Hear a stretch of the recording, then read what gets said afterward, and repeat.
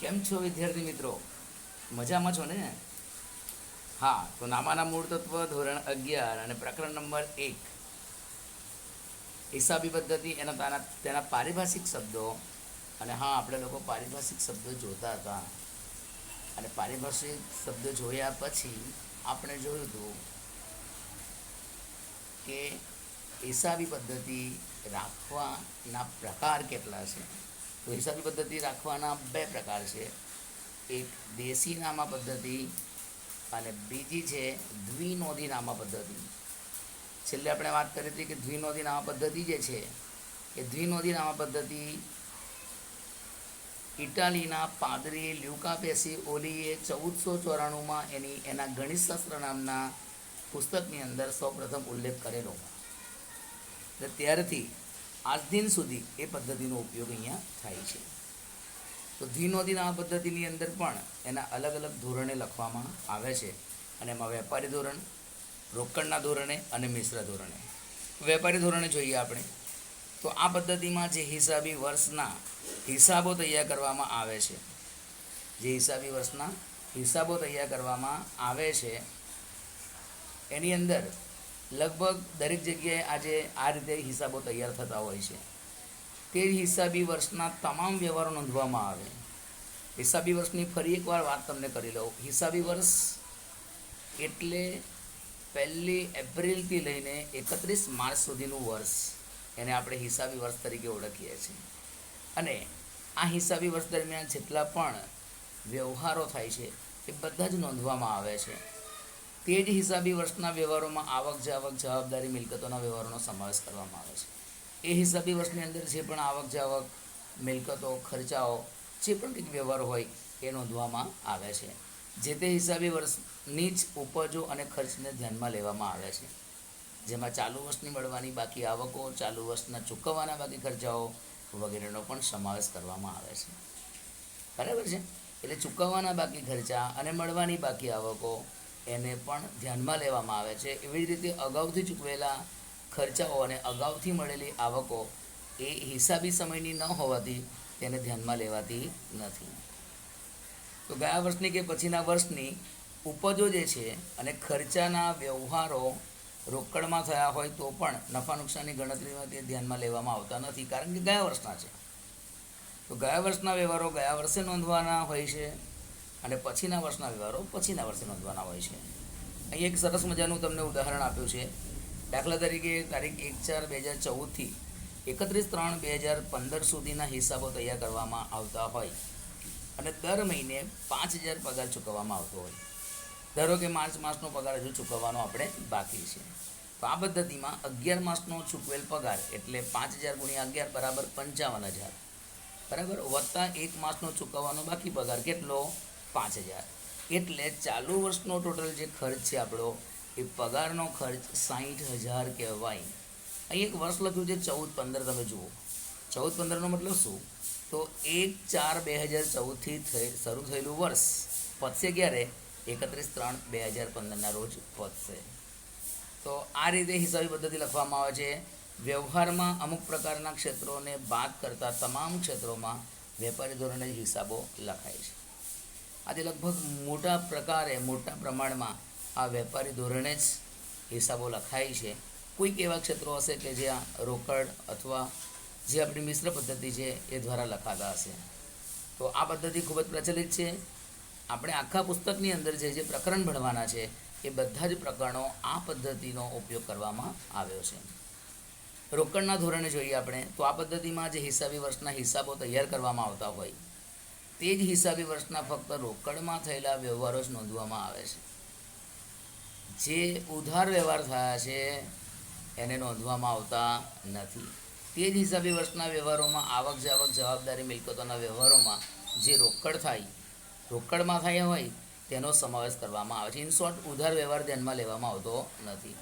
ગયા વર્ષના કે આવતા વર્ષના રોકડને લગતા વ્યવહારોનો પણ સમાવેશ કરવામાં આવે, કારણ કે રોકડ આવે છે.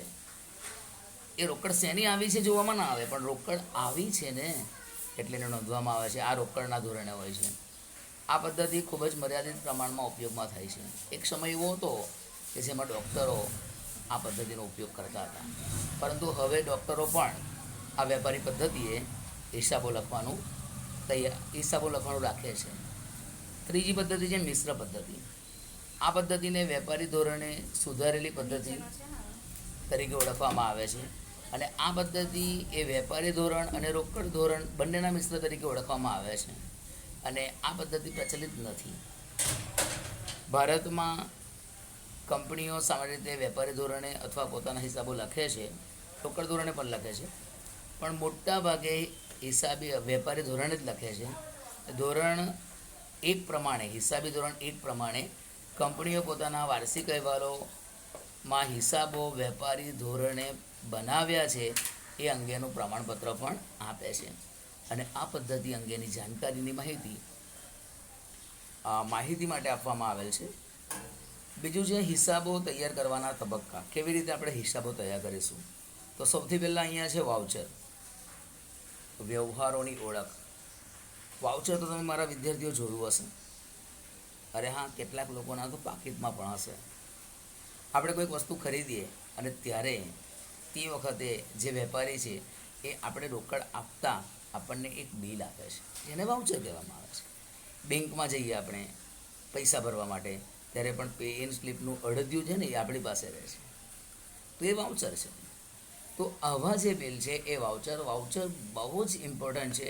એની વ્યાખ્યા આવી થઈ શકે કે આર્થિક વ્યવહારને સમર્થન આપતો લેખિત દસ્તાવેજી પુરાવો એટલે વાઉચર. આ વાઉચર હોય તો જ આપણે આગળ વ્યવહાર લખી શકીએ. અને વાઉચર નિર્માણ થવાનું કારણ શું છે? વાઉચર નિર્માણ થવાનું કારણ છે વ્યવહાર થાય. આ વ્યવહાર થયો છે એનો પુરાવો જો મળતો હોય તો તે વાઉચર છે. વાઉચર મળ્યા પછી આપણે વ્યવહારની ઓળખ કરીએ છીએ કે આ વ્યવહાર કેવા પ્રકારનો છે, રોકડ છે કે ઉધાર છે, ખરીદીનો છે કે વેચાણનો છે, ખર્ચનો છે કે આવકનો છે. તો એ વાઉચર દ્વારા આપણને વ્યવહાર ઓળખી શકીશું. અને વ્યવહાર ઓળખ્યા પછી એની પહેલી નોંધ જે લખવામાં આવે છે, અને એ નોંધ છે ક્યાં? પહેલી નોંધ લખવામાં આવશે પહેલા ચોપડામાં, જેનું નામ છે આમ નોંધ.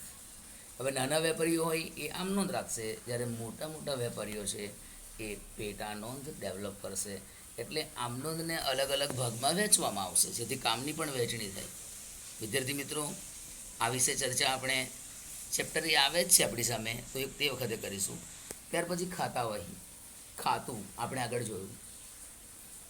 એટલે એકનો એક વ્યવહાર વારંવાર થતો હોય તો એને કોઈ ચોક્કસ જગ્યાએ નોંધી તેના પરથી તારણ કાઢવાની જે બાબત છે એને ખાતું તરીકે ઓળખવામાં આવે છે. અને એવા ખાતા જે વહીમાં હોય, જે ચોપડામાં હોય, એને ખાતા વહી કહેવામાં આવે. એટલે પ્રથમવાર આમ નોંધમાં નોંધ કર્યા પછી ખાતા વહીમાં અલગ અલગ ખાતામાં એની નોંધ કરવામાં આવે છે. દાખલા તરીકે ખરીદી 20 વાર ખરીદી કરી, તો એક પાન છે જ ચોપડામાં ખાતા વહીમાં જે ખરીદીનું, એમાં 20 વાર ખરીદી લખવામાં આવે અને ટોટલ ખરીદી એનું તારણ કાઢવામાં આવે છે. એ રીતે ખતવણી કરવામાં આવે છે. ત્યારબાદ કાચું સરવૈયું. આ બધા ખતવણી કર્યા પછી એનું વર્ષના અંતે એટલે 31 માર્ચે બધાનું ટોટલ મારી અને એમાંથી બાકી કાઢવામાં આવે છે. બાકી આપણે તમારા માટે શબ્દ નવો છે, પણ હા, બાકી શબ્દોનો ઉપયોગ તો તમે કરતા જશો. મારે આ કામ બાકી, મારે આ કરવાનું બાકી, મારે અહીંયા જવાનું બાકી, આવું બાકી બોલતા હશે આપણે. પણ એ બાકી અને આ બાકીમાં કંઈક ફરક છે ભાઈ. અહીંયા આપણે હિસાબી પદ્ધતિની વાત કરી રહ્યા છે. હિસાબી પદ્ધતિમાં બાકીનો અર્થ થાય છે ખાતાની બંને બાજુના સરવાળાનો તફાવત, જેને બાકી કહેવામાં આવે. આ બાકી 2 પ્રકારની હોય છે. અત્યારે તમે સાંભળી લો, એ આપણે જોવાના છે આગલા ચેપ્ટરોમાં. તો જમા બાકી અને ઉધાર બાકી એ આપણે વિગતથી વખતે અભ્યાસ કરીશું. તો ખાતાઓમાંથી બાકીઓ કાઢી અને એક પત્રકમાં દર્શાવવામાં આવે, જેનું નામ છે કાચું સરવૈયું. અને સાથે સાથે એક શબ્દ વાપર્યો છે હવાલા.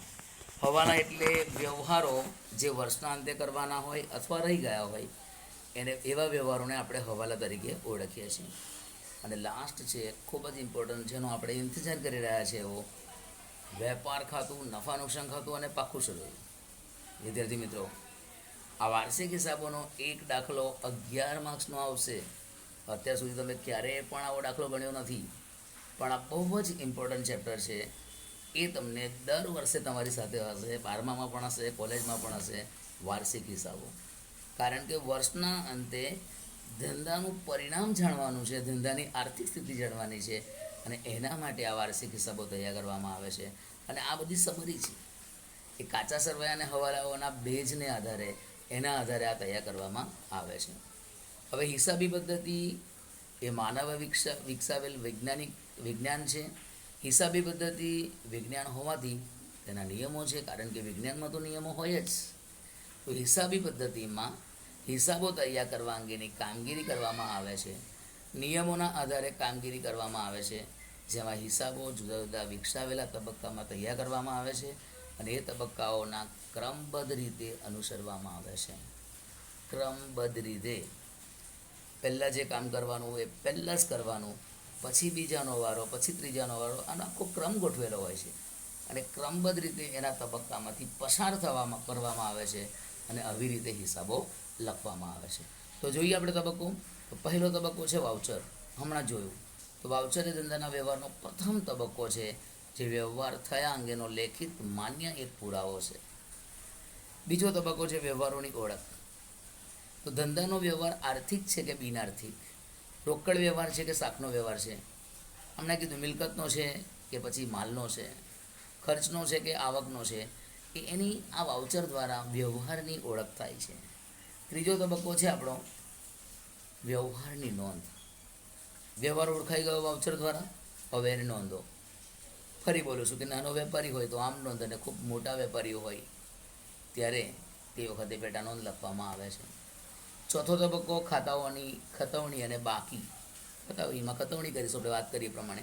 એકનો એક વ્યવહાર વારંવાર થતો હોય તો કોઈ ચોક્કસ જગ્યાએ નોંધવામાં આવે, અને એના પરથી તારવણી કાઢવામાં આવે, એને ખતવણી કહેવામાં આવે છે. અને આવા અલગ અલગ ખાતા ધરાવતો જે ચોપડો છે એ ખાતા વહી છે. એની અંદર આવી નોંધ કરીશું આપણે, એને ખાતા વહીમાં ખતવણી તરીકે ઓળખીશું.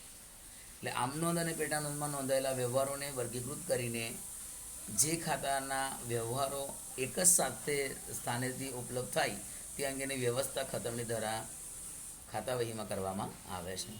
પાંચમો તબક્કો છે આપણો કાચું સરવૈયું. કાચા સરવૈયા અંગેની વ્યવસ્થા ખતવણી દ્વારા ખાતા વહી કાચા સરવૈયાના ચોથા તબક્કામાં દર્શાવેલ ખાતાઓની બાકીઓ દર્શાવતું એક પત્રક છે અહીંયા, અને વાર્ષિક હિસાબો તૈયાર કરવા માટેનો આ આધાર છે આપણો. કાચું સરવૈયું શું છે પણ શું નથી? તો કાચું સરવૈયું એ એક પત્રક છે, એ ખાતું નથી. એની અંદર વિવિધ ખાતાઓની બાકીઓ દર્શાવવામાં આવે છે. ફરી એક શબ્દ બાકી. છે બાજુનો સરવાળો વધુ તે બાજુની બાકી કહેવાય. ખાતાની બંને બાજુના સરવાળાના તફાવતને બાકી કહેવાય. બાકી ઉધાર અને જમા બેમાંથી કોઈ પણ એક હોઈ શકે. કાં તો ઉધાર બાકી હોય, કાં તો જમા બાકી હોય. તો એવી બાકીઓ દર્શાવતું પત્રક એટલે કાચું સરવૈયું. અને છઠ્ઠો તબક્કો છે આપણો છેલ્લો, કે વાર્ષિક હિસાબો.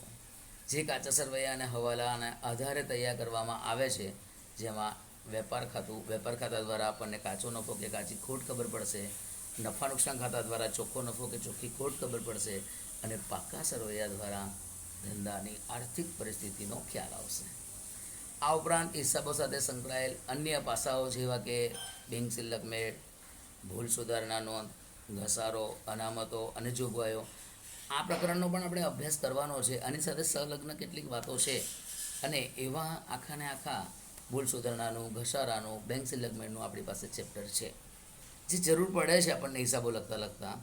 તો વિદ્યાર્થી મિત્રો, અહીંયા સ્વાધ્યાય જોયા પછી થોડોક આનંદ થાય, પણ ના, મને ખબર છે આપણે કંઈક છોડીને આગળ આવ્યા હતા.